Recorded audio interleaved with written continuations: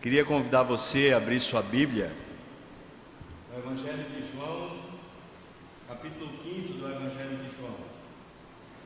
Abra, por favor, sua Bíblia, Evangelho de João, capítulo 5.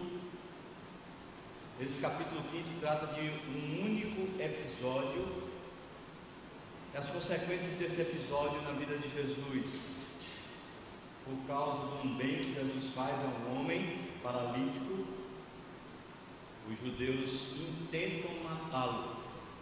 Daí discorre que existem umas certas altercações entre o que Jesus fala, os que os judeus falam, e Jesus então finalmente desvenda o que está no coração daqueles homens, que é justamente o final do capítulo 5. Essa é uma história muito interessante. É aquele tipo de história que está na Bíblia para a gente conhecer o que habita dentro do coração da gente, ser humano.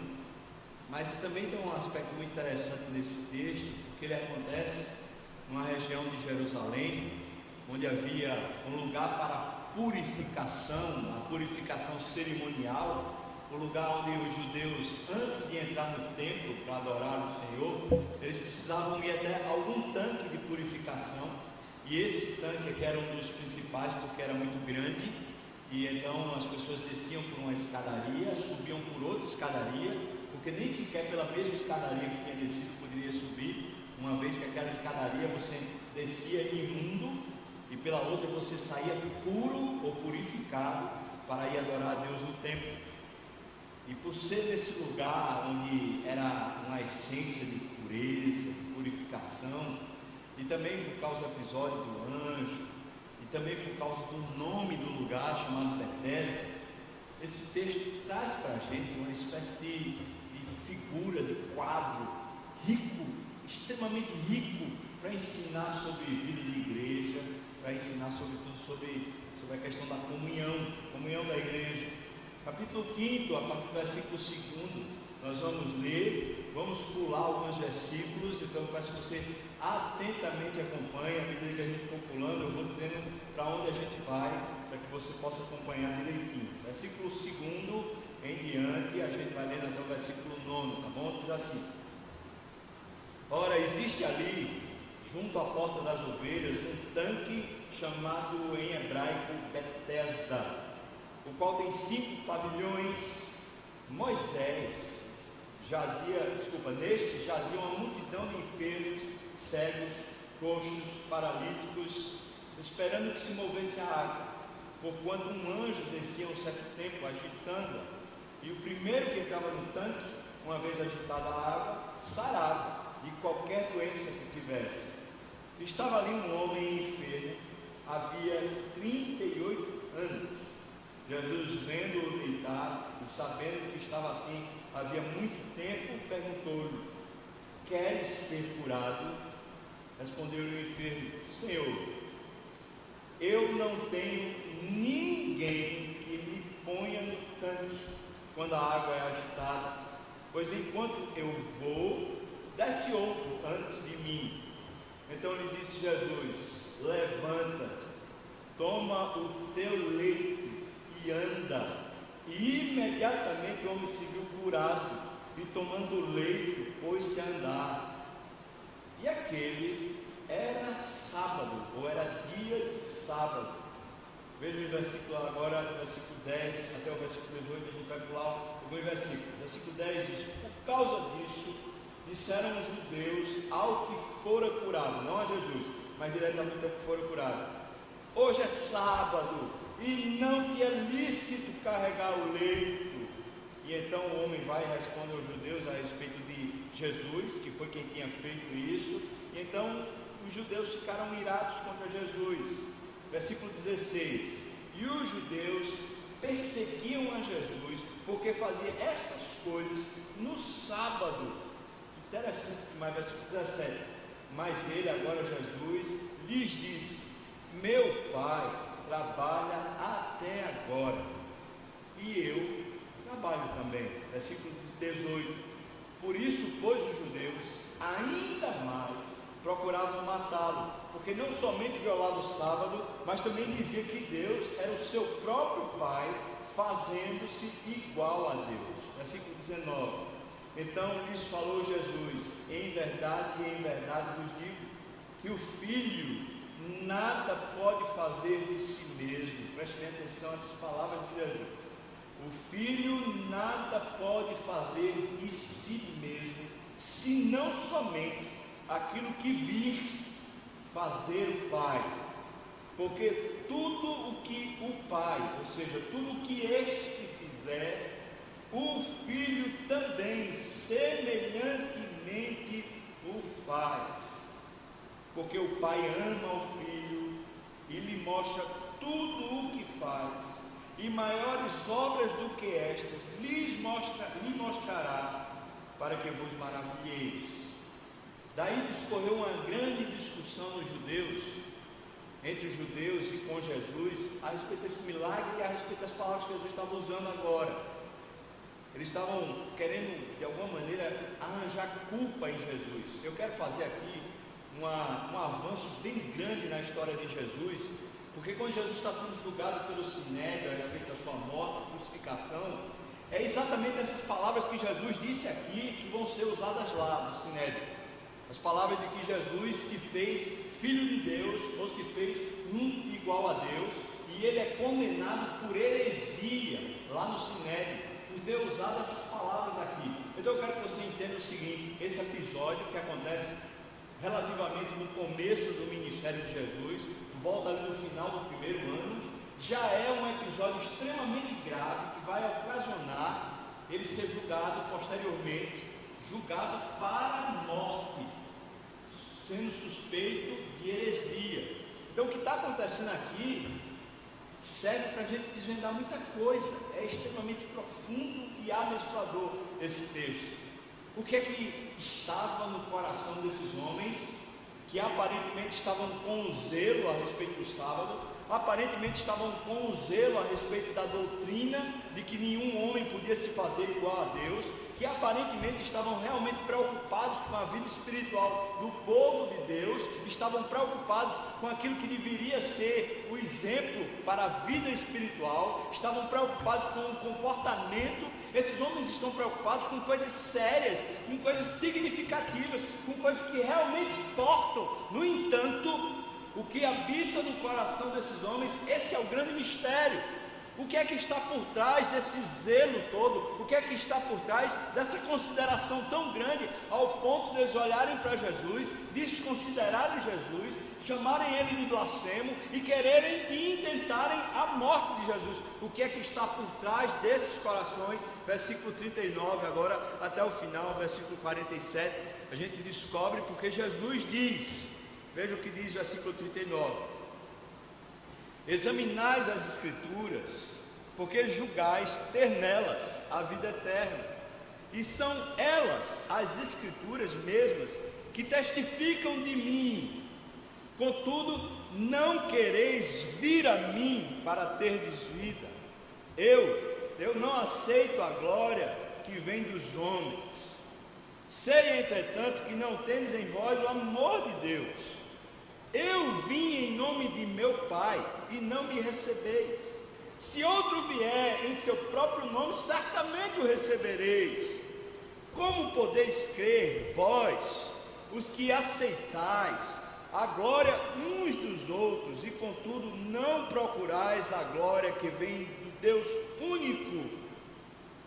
Não penseis que eu vos acusarei perante o Pai.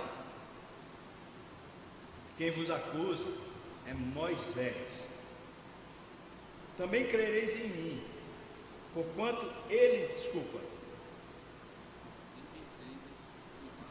quem vos acusa é Moisés, em quem tendes firmado a vossa confiança. Versículo 46. Porque se de fato cresceis em Moisés, também crereis em mim, porquanto ele escreveu a meu respeito. Versículo 47. Se porém não credes nos seus escritos, como crereis nas minhas palavras? Vamos orar, irmãos. Ó Pai bendito, santo, Tu que és tão lindo, tão puro de olhos, que não podes ver o mal. Tu que conheces mentes, corações, intenções, práticas, mesmo aquelas que estão ocultas, aquelas que ninguém sabe, Tu que discernes profundamente a nossa vida, Tu que és o único que realmente sabe, ó, clamamos pela Tua doce presença, Senhor, porque a Tua palavra diz que a Tua palavra é apta para discernir pensamentos, intenções. O Senhor sabe o que temos dentro do nosso coração, por isso clamamos aqui, que a Tua intervenção e que a Tua palavra venha sobre nós aqui, Senhor. Pedimos que o Espírito Santo, o verdadeiro Consolador, o guia de Israel, aquele que nos conduz a toda a verdade, seja Ele, Senhor Deus, que venha nos conduzir e nos ensinar. Por isso clamamos a Ti, tem misericórdia de mim, porque sou pecador, eu não tenho condição, eu não tenho dignidade, Senhor, para ensinar a Tua palavra, mas clamo a Ti, se Tu quiseres me usar, Senhor, me usa. Se Tu quiseres usar o Teu povo, usa, Senhor, que Tu derrames graça sobre nós, e aqui a Tua unção, a única unção verdadeira, venha sobre o Teu povo, e equacione, equalize corações e mentes, conforme o Teu querer. Assim nós clamamos no nome santo de Jesus, amém, amém e amém. Jesus Cristo não é simplesmente um símbolo dentro da igreja evangélica. Ele não é simplesmente uma figura de destaque, uma figura de retórica. Ele não é simplesmente alguma mensagem. Jesus Cristo é o cerne, é o centro da igreja cristã. Jesus Cristo é a única referência verdadeira e legítima que autentica todas as Escrituras. Quando você lê o Velho Testamento, você está lendo sobre Jesus. O que lemos agora nesse texto é Jesus dizendo que quando lerem Moisés, deveriam entender e compreender a vida de Jesus, deveriam compreender o próprio Jesus. Mas quando nós lemos o Novo Testamento, nós também lemos Jesus Cristo, porque Jesus é exatamente o centro das atenções, é o cerne da palavra, mas também é o cerne e o centro das atenções da igreja. O que Jesus fez, está escrito lá em João capítulo 14, Ele quer que nós façamos, e maiores obras ainda temos para fazer, segundo está escrito em João capítulo 14. A intenção de Jesus é que o tipo de vida que Ele viveu se manifeste na igreja do Senhor Jesus. É óbvio que nenhum de nós tem competência para essas coisas, nenhum de nós tem a mínima condição. Seria uma arrogância, seria uma pressuposição arrogante achar que qualquer um de nós pode chegar a esse ponto, pode chegar a esse ápice. Não chegamos. No entanto, essa não é a intenção de Jesus apenas para um indivíduo ou para dois indivíduos. Essa é a intenção para o seu corpo. Ou seja, todos nós mutuamente a nos ajudarmos, a nos fortalecermos, a nos aperfeiçoarmos, a nos conduzirmos até Deus e sermos usados por Deus, cada um na sua maneira, cada um no seu dom, na sua habilidade, na sua competência, sermos usados mutuamente como corpo de Cristo, a fim de fazermos maiores obras ainda do que aquela que Ele já fez, ou daquelas que Ele já as fez. Eu posso dizer com toda certeza, baseado nas Escrituras, baseado na intenção de Jesus, que a vida da igreja é a vida de Jesus, e não tem outra vida a ser vivida. Há muitos entendimentos a respeito de Jesus. Estou falando entre nós aqui, há muitos entendimentos a respeito de Jesus. Eu não preciso pensar num mundo que não seja um mundo evangélico, nem preciso pensar num mundo que não seja um mundo fora da Igreja Presbiteriana do Brasil. Há muito tipo de Jesus e muita interpretação a respeito de Jesus, e seria de maneira arrogante também pretender que a minha interpretação de Jesus fosse a melhor, ou fosse a mais significativa. Mas eu sei de uma coisa: a interpretação que meu irmão tem, que eu tenho e que o outro tem, todos nós sendo realmente usados pelo Espírito, ministrados pelo Deus Altíssimo, à medida que eu aprendo de Jesus com o meu irmão, Ele, o próprio Jesus, é aperfeiçoado em mim. Porque nenhum de nós pode dizer que Jesus é isso ou aquilo outro, se do céu não for revelado, se o Espírito não nos conduzir a esse discernimento. Mas nós não estamos brincando de igreja. Ser igreja não é simplesmente participar de cultos, de cerimônias, de atividades, de uma agenda de programação que temos. Ser igreja é estar inserido no mundo de carne e osso, é estar realmente vivo e ativo, mas Jesus protagonizando a nossa história, não apenas como indivíduos, mas como corpo. corpo, como todos nós juntos, participando significativamente dessa sociedade, participando de Recife. Irmão, eu quero olhar para você e perguntar: dói ou não dói no seu coração à medida que vocês andam nas ruas de Recife? Eu não estou pensando nos buracos que acontecem no asfalto, eu estou pensando aqui nos antros de prostituição, eu estou pensando nos lugares que estão vendidos à escravidão das drogas, eu estou pensando em principados e potestades, de poderes e de dominadores que estão na nossa cidade. E o que fazemos? Isso inquieta seu coração. Faz mais de 2 anos meu coração tem sofrido. Eu descobri, infelizmente, que temos aqui na rua vizinha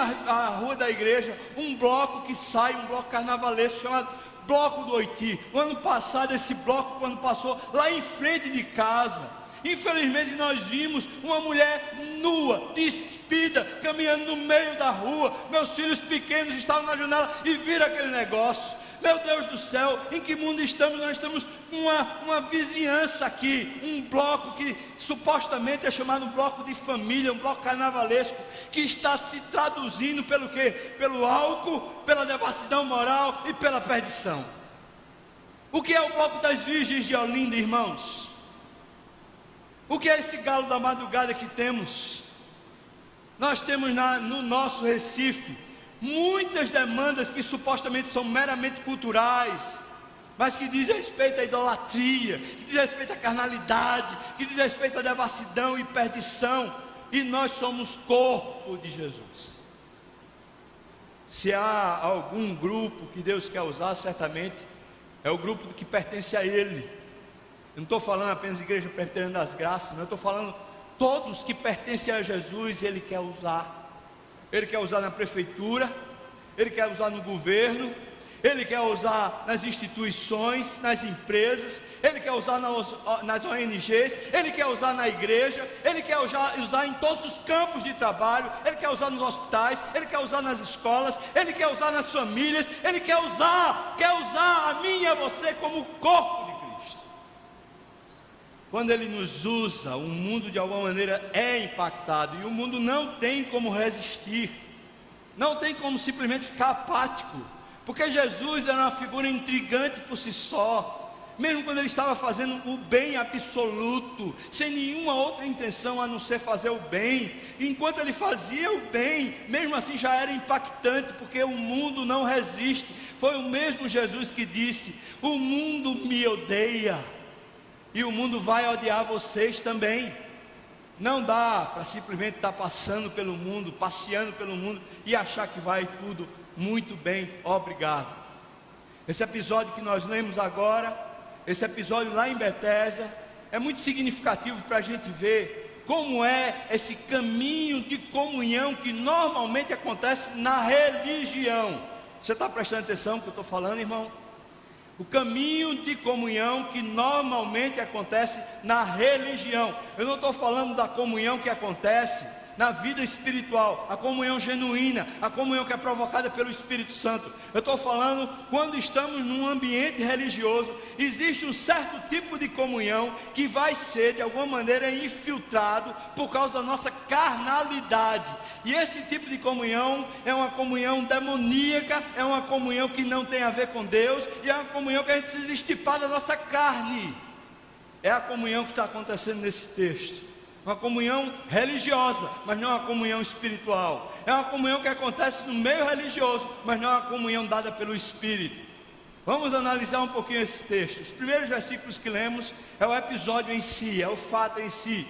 Esses primeiros versículos diz que tudo aconteceu num tanque de purificação chamado Betesda. E o texto faz questão de dizer que em hebraico se chama Betesda, porque Bet-esda significa casa de misericórdia.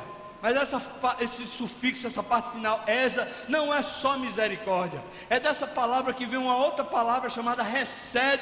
Essa palavra hesed no hebraico significa muito mais profundamente o amor de Deus que é derramado por gente pecadora.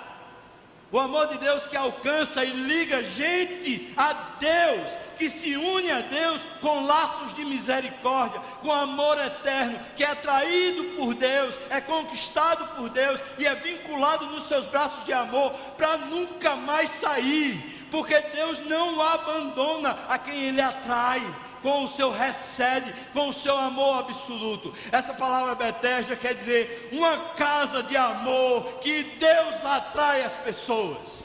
Uma casa de amor, onde o amor não é o vínculo entre os homens, é um amor que é ligado diretamente a Deus. E eu posso dizer para você que quando o nosso amor é genuinamente por Deus, é dedicado a Deus, é entregue a Deus, é consagrado a Deus, e quando o que importa de verdade é a figura de Deus, é a imagem de Deus, é a pessoa de Deus, nós impreterivelmente somos humildes e estamos um para com o outro. Impreterivelmente. Mas quando a nossa tentativa de ligação é um amor meramente horizontal, é um amor meramente com o outro, nós tendemos a ter esse tipo de consideração, a ter esse tipo de comunhão que o texto declara para nós. Veja o que está acontecendo nessa casa de misericórdia, nessa casa de compaixão, nessa casa do recede. O anjo do Senhor, que anjo era esse? A Bíblia não diz. Uma vez a cada sábado ia lá e mexia as águas, e aqueles que estavam lá moribundos, em leitos, que precisavam do milagre do Senhor, essa gente estava muito sofrida, essa gente estava muito carente, essa gente estava com um aperto na alma. Esse homem que Jesus dirige a palavra está há 38 anos, irmãos, vivendo uma vida ruim, está vivendo à margem. E ele está esperando uma oportunidade que o anjo, ao mexer as águas, ele possa entrar no lago, ele possa entrar nesse tanque de purificação. Mas ele diz como era o tipo de sobrevivência e de convivência que acontecia do tanque de Betesda. Ele diz que quando o anjo mexia, ou seja, quando havia o mover de Deus, quando havia o toque de Deus naquelas águas, quando havia o toque de Deus na casa de misericórdia, quando Deus se apresentava na casa de misericórdia, os circunstantes, as pessoas mais necessitadas, as pessoas mais desvalidas, as pessoas que estavam precisando do milagre, elas não tinham um mínimo de compaixão, de consideração por seu ninguém, porque era uma competição entre si, cada um que quisesse o seu, porque o milagre é o meu, o que importa é o meu, é a minha necessidade, é o meu ponto de vista, é a minha ideia, é a minha estrutura, é a minha salvação, é o meu. Na casa de misericórdia, no mover de Deus, as pessoas não se importavam com Deus, não se importavam com o mover de Deus, mas se importavam com o seu milagre, com o seu desejo pessoal, com a sua conquista pessoal, com a sua vida melhorar, com a sua vida ser melhor. Mas não se importavam com Deus, não se importavam com a misericórdia de Deus, e não se importavam com o outro. Consequentemente, não havia nenhum tipo de consideração. A casa de misericórdia, e por causa da misericórdia, e por causa do mover de Deus, essa casa tinha se tornado uma casa de competição, tinha se tornado uma casa de disputas, uma casa de ver cada um o seu próprio, cada um vê o seu direito, cada um vê o seu benefício, cada um vê o seu milagre. Então não há comunhão. Então absolutamente não há comunhão. Mas todos estão lá com o mesmo interesse. E apesar de todos terem o mesmo interesse, e aparentemente esse interesse ser por Deus, a verdade é que o interesse não era por Deus. E a verdade é que esse interesse comum não gerava comunhão, porque o interesse comum que habita nessa esfera meramente religiosa é o interesse de a minha vida melhorar. Então deixa eu perguntar uma coisa para você, irmão, e eu sei que a gente tem muita dificuldade de desvendar e de discernir essas coisas, mas quando você busca a Deus, quando você quer o mover de Deus na sua vida, quando você quer a restauração da sua casa, a restauração da sua enfermidade, quando você quer que alguma coisa de Deus aconteça em você, ou que aconteça na sua casa ou na sua história, quando você pretende ter alguma mudança significativa na sua história por causa do mover de Deus, a pergunta que eu lhe faço é: por causa de que isso? Qual é a sua motivação? É simplesmente ter a sua vida melhorada e aperfeiçoada? É simplesmente você, o fim, o propósito desse mover de Deus. Eu posso dizer para você que quando nós congregamos como igreja, quando fazemos atividades como igreja, pode ser a atividade que for, atividade evangelística, reunião de oração, atividade de culto, qual forem as atividades que se a gente fizer junto, e o propósito de estarmos lá é apenas nós mesmos, nesse lugar jamais haverá comunhão. E toda vez que Deus se mover, haverá desencanto, desalento, haverá sofrimento, decepção. A pergunta que vai se fazer quando Deus se mover vai ser: por que foi com ele, por que não foi comigo? Por que acontece na casa do meu vizinho e não acontece na minha casa? Por que eu vejo um milagre acontecer no casamento de A e no meu casamento eu vejo a falência, eu vejo a discórdia, eu vejo o problema? Por que eu vejo Deus ajeitar a vida financeira de B e não consigo ver absolutamente nada na minha vida financeira? Quando o nosso interesse por Deus tem um fim em nós mesmos, irmãos, alguma coisa ruim está para acontecer, e haverá uma enfermidade na casa de misericórdia. Não a enfermidade da doença física, mas a enfermidade da doença da carnalidade. A carne tomará conta daquilo que deveria ser exercício espiritual, e até as motivações e as intenções mais nobres se tornarão motivações e intenções egoístas, partidárias, apenas para si mesmo. Que o Senhor, então, que é cheio de misericórdia, venha ao nosso encontro e consiga nos alcançar e de alguma maneira mostrar se há ou não esse tipo de distração na minha alma ou na sua alma. Vamos olhar o que acontece então. O texto que lemos diz que por causa do episódio, os judeus então ficaram violentos. Falo violento porque de fato a intenção agora era matar Jesus.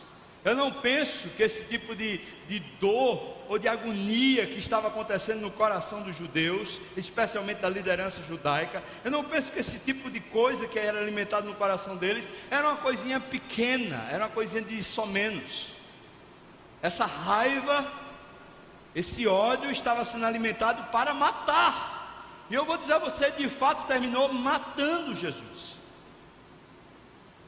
O que acontece então?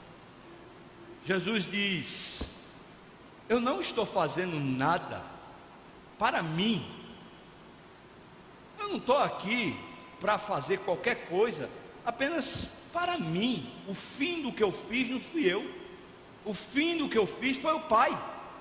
Fiz o que fiz para o Pai, porque antes de fazer eu vi meu Pai fazendo, e eu só faço o que o meu Pai faz, porque o meu objetivo é fazer o que o Pai quer, e não fazer o que eu quero, ou fazer o que fizer apenas para o retorno para mim mesmo. Eu fiz, e depois ele diz no final desse mesmo capítulo, eu fiz o que fiz para a glória de Deus, coisas que vocês judeus não conhecem a glória de Deus. Jesus então ensina como é possível começar a ver na vida uma prática diferenciada, quando o que se faz não se faz apenas porque se acha, ou porque se pretende, ou porque simplesmente se quer o bem do outro.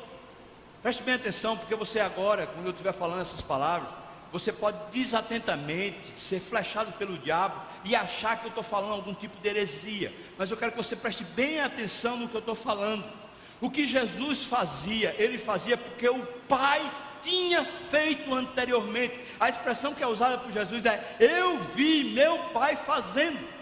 Jesus não tinha autonomia sobre as suas obras, ele não fazia o milagre porque ele tinha visto alguém doente. Então eu posso entender porque é que Jesus chega num tanque, chega numa área imensa. Nós, quando fomos a Israel agora recentemente, nós estivemos nesse pavilhão, nesse lugar do tanque de Betesda. É uma área bem grande, e pelo relato do texto, há muita gente sofrendo, muita gente precisando do milagre. Então eu entendo que quando Jesus vai para aquele lugar, ele vai direcionado pelo Espírito. Deus está levando ele até o tanque de Betesda. Mas quando ele chega no tanque de Betesda, o que é que ele vê? Ele vê uma multidão de gente sofrendo.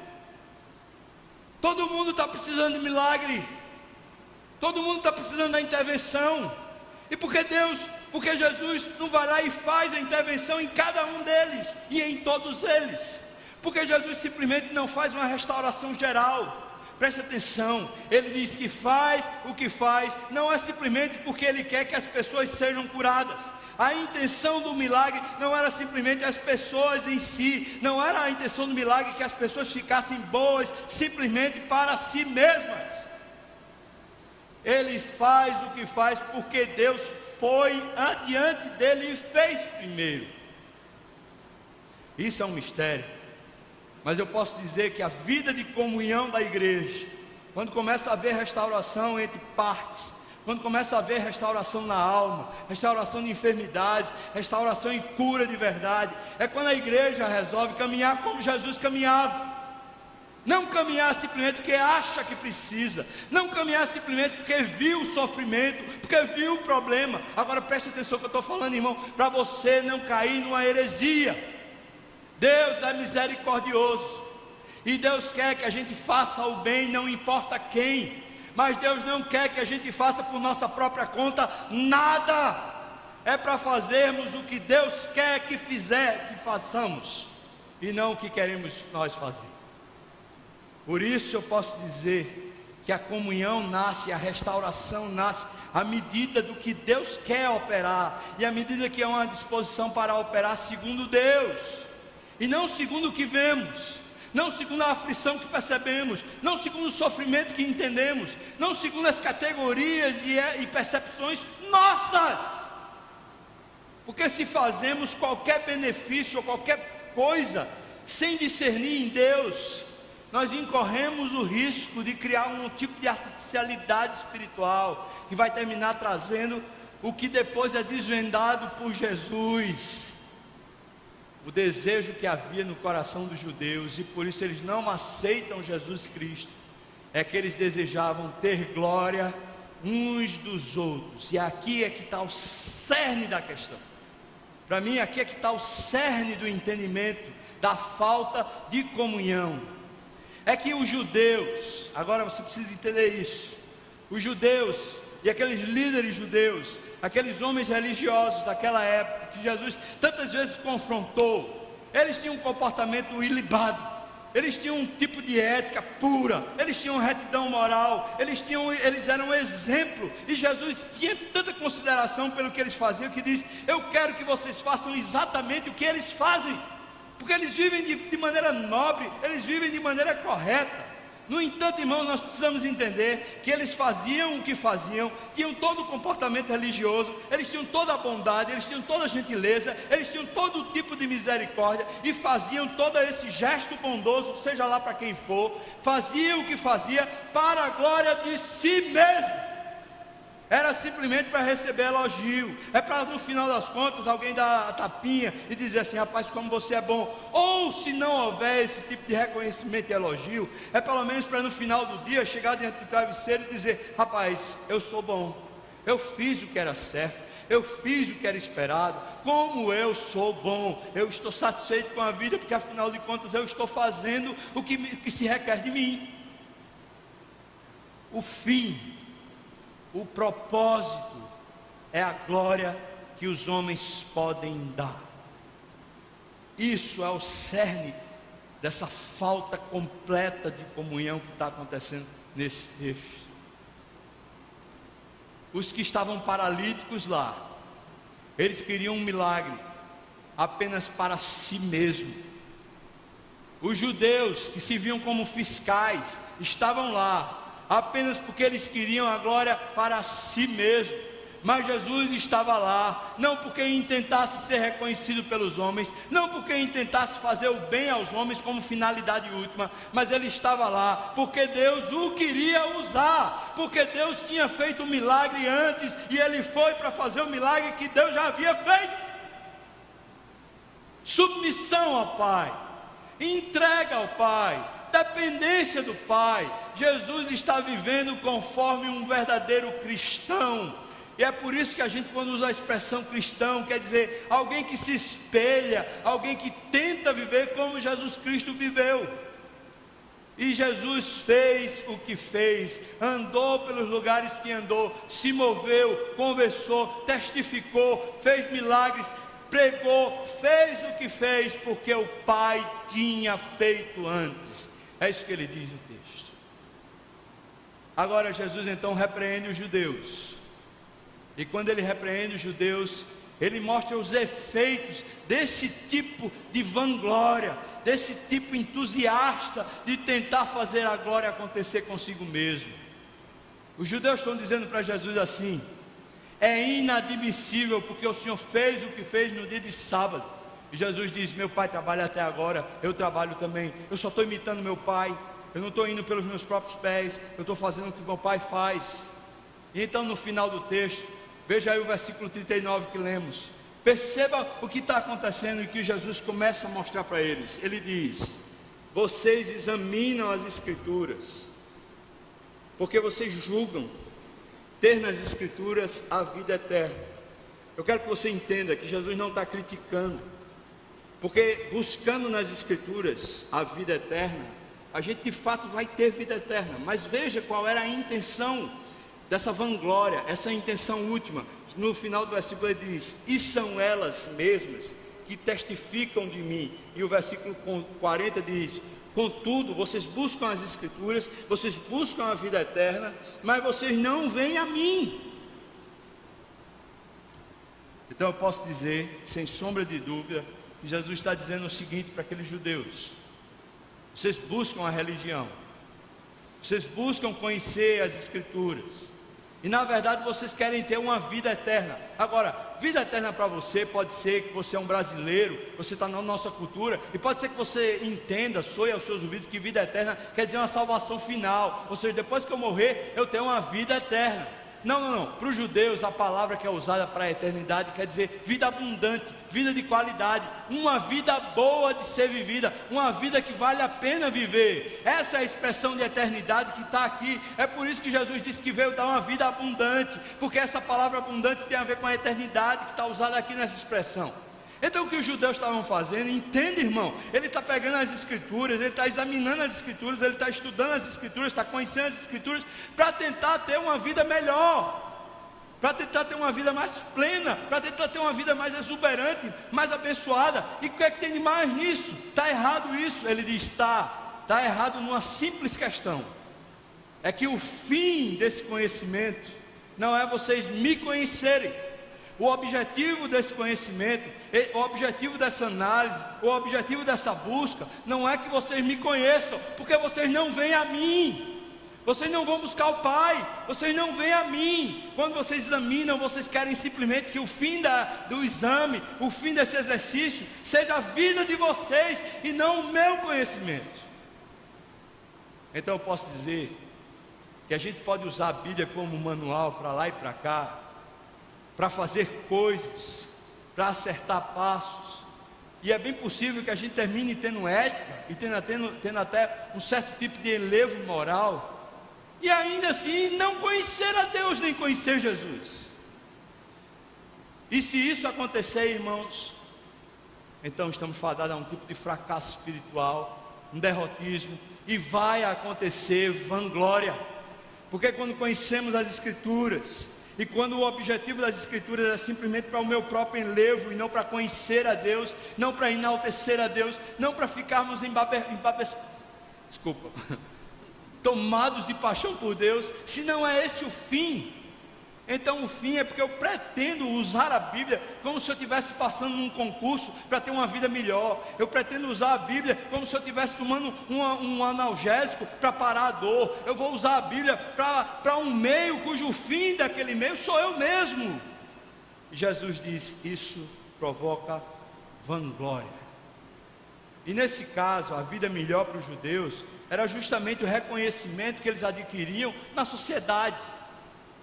Ora, um homem de família, ainda hoje em Israel é assim, um homem de família respeitado, que tem uma vida toda acertada, que não tem dívidas, que moralmente é correto, que não tem outras parceiras fora do casamento, um homem que segue a tradição, que costumeiramente está orando, está lendo as Escrituras, esse homem é respeitado nacionalmente. E portanto, por causa desse respeito, ele passa a ter uma vida melhor. Porque quem é que não gosta de ser respeitado? Quem é que não gosta de ter uma boa reputação? Quem é que não gosta de ser reconhecido e de ser aplaudido? Quem é que não gosta disso? Isso era o fim. Agora que armadilha tremenda, hein, irmãos? Veja, usar as Escrituras e sabotar a vida de Deus. Que armadilha tremenda que Jesus está pegando lá no fundo do coração dos judeus e está trazendo e dizendo assim: isso não presta. Não é assim que tantas vezes existem dissensões e facções, quando a gente usa a Bíblia ao nosso bel prazer, ou simplesmente usa a Bíblia para garantir a nossa reputação, quando a gente usa a Bíblia simplesmente para ter status, para ter poder, para ter alguma coisa em nós mesmos. O fim não é abençoar, o fim não é Deus crescer em nós, o fim é simplesmente a gente crescer diante dos outros. Tome cuidado, irmão, porque isso é uma sabotagem na vida espiritual, e isso é uma sabotagem na comunhão e nas relações interpessoais. Alguém está crescendo diante de Deus, alguém está estudando as Escrituras, alguém está apreciando e conhecendo mais. Então eu digo a você, certamente esse alguém, se realmente está fazendo isso por motivo certo, está conhecendo mais a Deus, está ficando mais devoto de Deus, está engrandecendo mais a Deus, está se submetendo mais a Deus, está realmente condicionado e dependente ao que Deus quiser.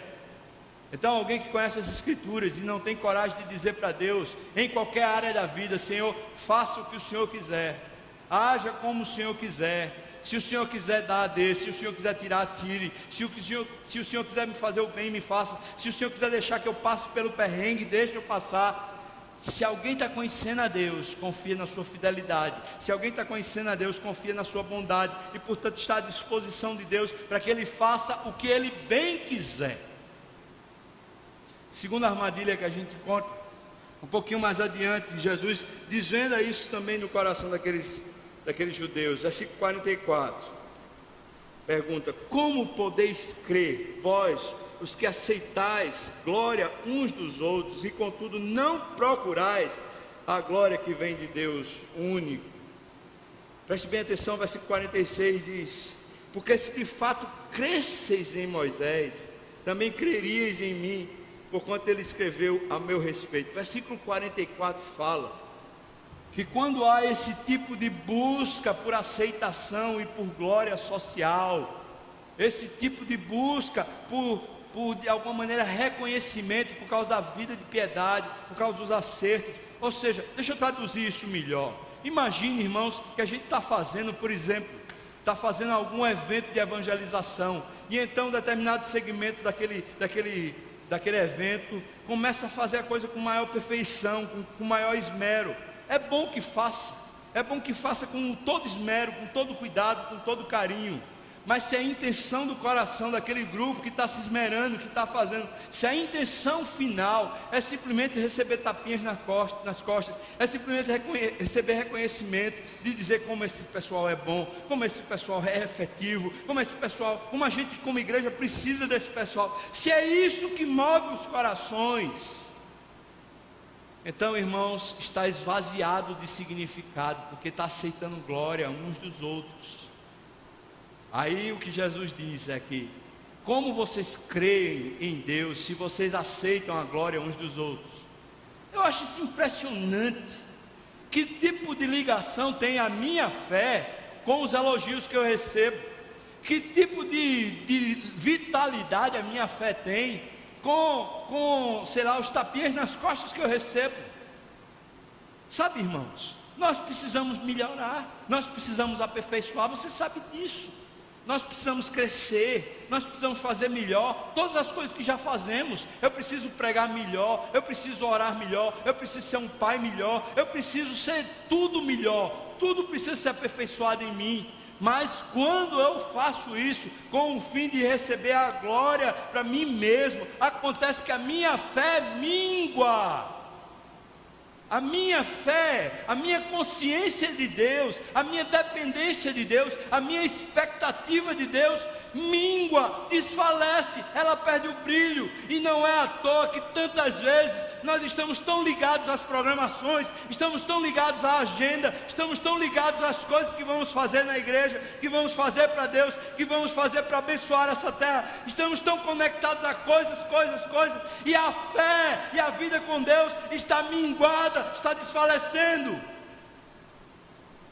E ele disse: como vocês vão crer se vocês aceitam a glória uns dos outros? Jesus faz uma ligação tremenda aqui. O que ele está dizendo é que se eu busco, se o fim de todo o meu exercício devocional, de toda a minha experiência, da minha busca, da minha leitura da palavra, de todo o meu esmero de aperfeiçoamento pessoal, se o fim é receber elogios humanos, reconhecimentos humanos, a minha fé vai minguar. Eu posso dizer então, depender desse texto como aplicação, que o culpado pela fé que mingua, pela descrença que brota e cresce no coração, o culpado sou eu mesmo. O culpado não pode ser nenhum outro a não ser eu mesmo, que sem perceber e talvez sem consciência nenhuma, no entanto buscando a minha própria glória, aos poucos eu fui sabotando a minha fé, ao ponto de não mais crer e esperar em Deus, mas só crer e esperar nos efeitos, na reputação, só crer e esperar na eficiência, no maquinário, nos projetos, no reconhecimento, no comportamento. Termino perdido. Se você ler com mais atenção o capítulo 5 todo, você vai ver que a discussão anterior, Jesus diz assim: eu não procuro a minha glória. E ele chega a usar essa expressão: há quem a procure e encontre, mas eu não procuro a minha glória. Porque os judeus tinham perguntado a Jesus: que testemunho tu nos dás para dizer que tu és o Filho de Deus? Aí ele diz: eu não tenho testemunho meu. Vão lá até João, procurem lá em João Batista, e vocês já receberam o testemunho de João Batista dizendo que eu sou o Cordeiro de Deus que tira o pecado do mundo. Vocês já viram um homem de Deus dizendo quem eu sou, mas eu não aceito o testemunho que vem de João. Presta atenção, Jesus não se estriba na consideração que João Batista, o maior dos profetas, tem a respeito dele mesmo. Para ele não tem significado nenhum o elogio, ou a consideração, ou a reputação que João dá a ele. Ele disse: não serve para mim, isso não é o testemunho que eu quero, isso não serve de nada. Eu tenho dois testemunhos que são inequívocos diante de Deus. As obras que eu faço, elas sim testemunham a meu respeito, porque eu as faço por causa de Deus, eu as faço porque Deus as fez. Elas servem de testemunho. E outro testemunho eu quero, é o testemunho do meu Pai, porque o meu Pai testemunha a meu respeito, e esse testemunho vale de verdade. Em outras palavras, Jesus afirma-se em Deus. O único centro de afirmação que Jesus tem é Deus dizendo para ele: você é meu filho amado, em quem me comprazo. Eu tenho prazer na sua vida, Jesus. Glória a Deus. Se conhecêssemos mais a Deus, se buscássemos mais a Deus, se dedicássemos e consagrássemos nossa vida mais a Deus, e conseguíssemos ouvir minimamente o sussurrar do Espírito, dizendo para nós que com zelo Ele nos ama, que com zelo Ele nos atrai, e o quanto Ele nos quer para si, nós estaríamos tomados de uma glória superior, do tipo de glória de gente que cresce espiritualmente para abençoar a terra, mas cujo fim da bênção na terra é a glória de Deus, e não simplesmente reputação humana e o crescimento pessoal por si só. Se nós realmente conhecêssemos o testemunho que Deus tem a nosso respeito, se a nossa expectativa fosse o dia final, o dia em que estaremos na presença de Deus, e Deus olhando para nós dissesse: bom filho, servo bom e fiel, foste fiel no pouco, entra no regalo, entra no gozo do teu Senhor. Se essa fosse a nossa expectativa, irmão, nós tínhamos comunhão, nós éramos usados por Deus para abençoar uns aos outros, porque Deus quer abençoar a terra. Esse tipo de comunhão nasceria por causa da vida de Deus, e não por causa das nossas intenções, não por causa da necessidade do outro, não por causa dos problemas interpessoais, mas esse tipo de comunhão nasceria por causa da vida de Deus sobre nós, por causa do ministério de Deus na terra, por causa da presença de Deus querendo fazer o bem entre nós. Que grande bênção. E por fim, a última coisa que eu quero considerar, veja o último versículo que lemos: se porém não credes nos seus escritos, como crereis nas minhas palavras? Falei que a fé definha, e agora Jesus diz que há um problema grave de interpretação. Preste bem atenção no que eu estou falando. Ele está dizendo: vocês têm um problema de fé, e o problema de fé está gerando um problema de interpretação. Vocês não conseguem mais sequer ler a Bíblia e entender a Bíblia, porque vocês não entendem os escritos que falam a meu respeito. Vocês não entendem que tudo tem a ver comigo. Então vocês estão lendo a Bíblia e estão interpretando ela errada, por causa da falta de fé que está afetando o entendimento de vocês. Porque vocês, eu já falei isso, vocês não leem a Bíblia para edificação, para crescer diante de Deus. Vocês usam a Bíblia simplesmente para ter um testemunho dos outros. Irmão, o que é que Jesus está dizendo? É que quando a falta de fé acontece, a gente não consegue mais apreciar a palavra, a gente não consegue mais apreciar o que Jesus diz para nós.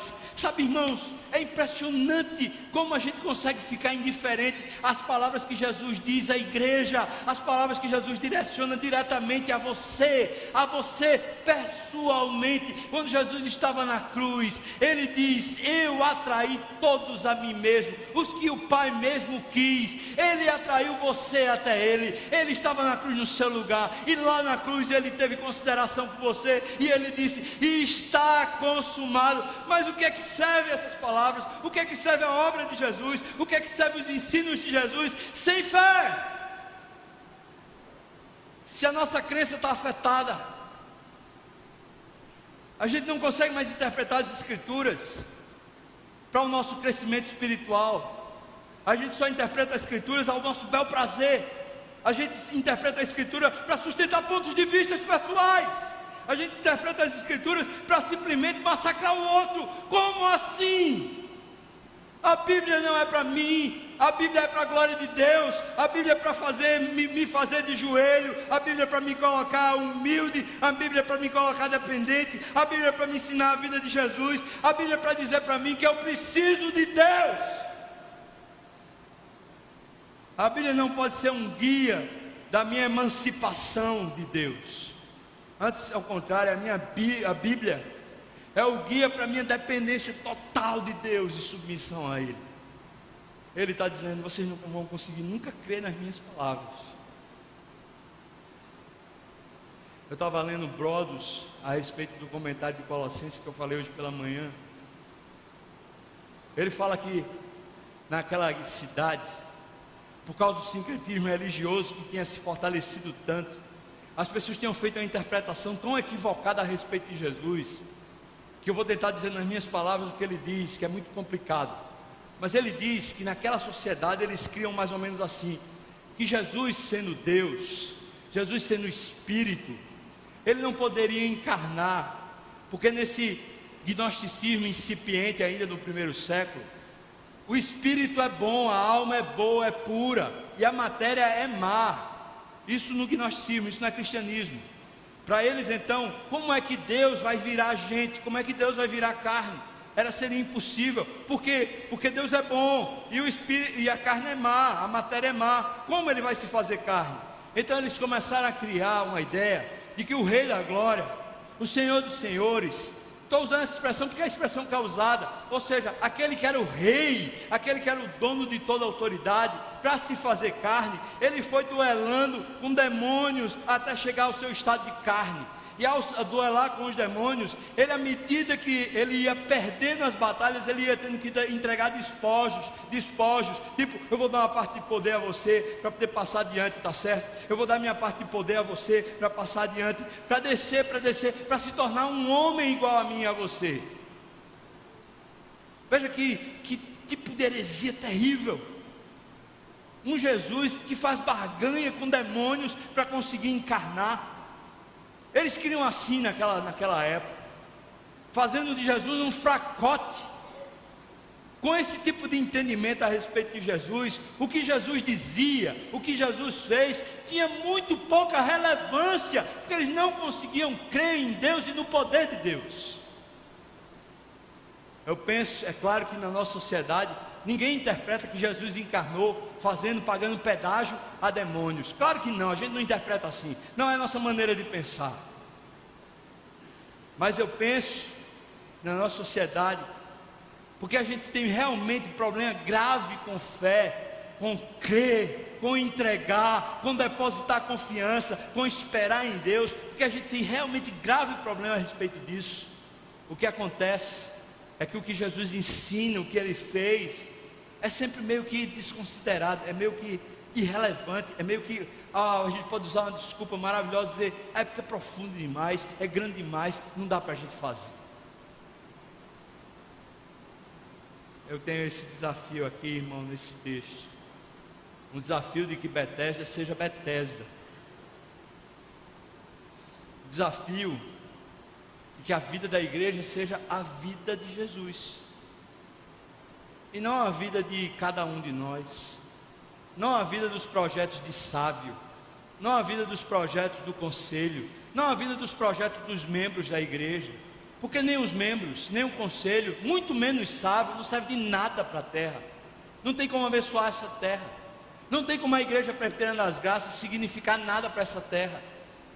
Mas se Deus quiser nos usar, irmãos, e Ele quer, se Deus quiser nos levantar, e eu digo a você, Ele quer, e não apenas a igreja das graças, mas Ele quer levantar os cristãos de verdade nessa cidade chamada Recife, nesse estado chamado Pernambuco, nessa nação chamada Brasil. Ele quer nos levantar, Ele quer salgar essa terra por nosso intermédio. Se Ele quer que isso aconteça, Betesda tem que virar Betesda. Não pode virar o lugar da nossa glória, não pode virar o lugar da nossa suficiência. O estudo das Escrituras não pode ser simplesmente para a gente reconhecer como aquele pastor é bom, como aquele outro pastor é isso, como aquele ensino é maravilhoso, mas para a gente se devotar a Deus. Uma grande tristeza, irmão, é a gente pregar domingo após domingo, a reunião de oração está minguada. A reunião de oração pessoal está minguada, as pessoas não vão para a reunião de oração, as pessoas não oram sozinhas, as pessoas não oram num grupo pequeno, elas não oram. Está tendo reunião de oração para o acampamento dos jovens, até a liderança não vai, não participa. Eu pergunto, irmãos, onde está essa dependência de Deus, essa busca por Deus? Onde ela se alinhou, onde ela foi participar, onde ela foi fazer, o que é que está acontecendo conosco?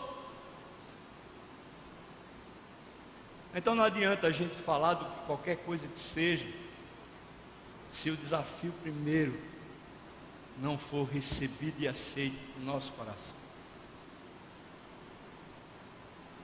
Betesda sempre vai ser Betesda quando o fim da igreja, a finalidade da igreja é buscar a glória de Deus, é fazer o que fizer, porque Jesus fez primeiro, porque Deus fez primeiro, porque Ele foi adiante de nós.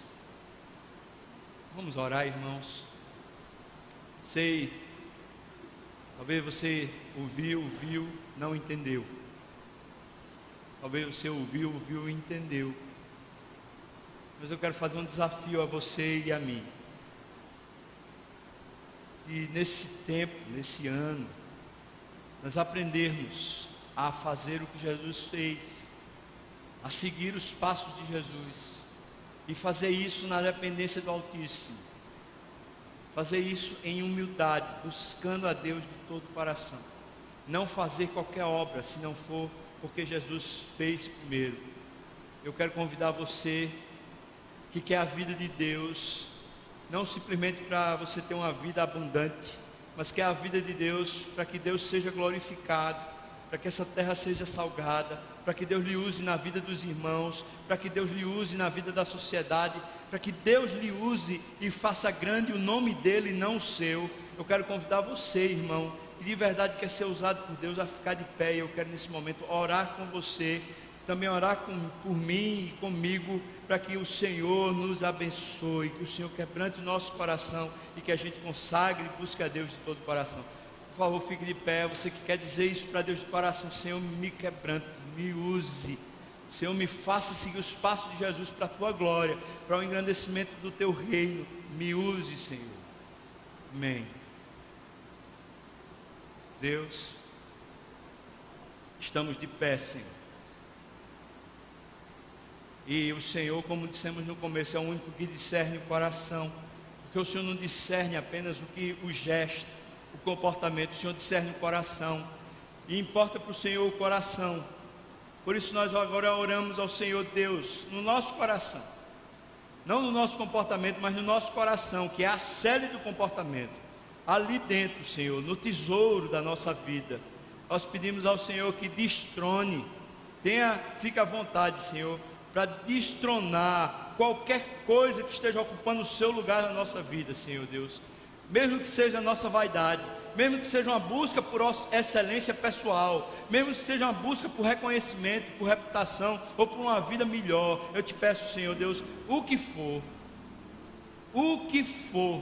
que está sentado nesse trono, que está sentado nesse lugar que é teu, Senhor, eu peço ao Senhor que no nome de Jesus, tire, Senhor Deus, quebre esse negócio na nossa vida e se sente no lugar da sua glória, Pai, ensinando-nos a te buscar, ensinando-nos a te querer, ensinando-nos a te buscar de verdade, Pai, dando-nos verdade, vontade de orar, de ler, de buscar, de amar o irmão, de salgar Recife, de salgar a grande Recife, Pernambuco, Brasil, onde o Senhor quiser nos levar, Pai. Ó Deus, opera na nossa alma, opera no nosso coração, Senhor, e que o Senhor mesmo abençoe cada um de nós aqui, com poder, Pai, com poder e suficiência do Espírito, abençoa cada um, Pai.